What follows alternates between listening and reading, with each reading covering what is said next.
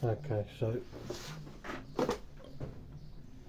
exhaust is mounted on the manifold. Just got a bolt. The said bolts up for the exhaust to hold on. And while I was underneath, I gave the frame a little bit of a rub down with a wire brush and drill, and it comes out quite well. This was the part I was worried about, whether it was going to be rotted through, but it's actually sturdy. This is a solid little scooter, well happy with it.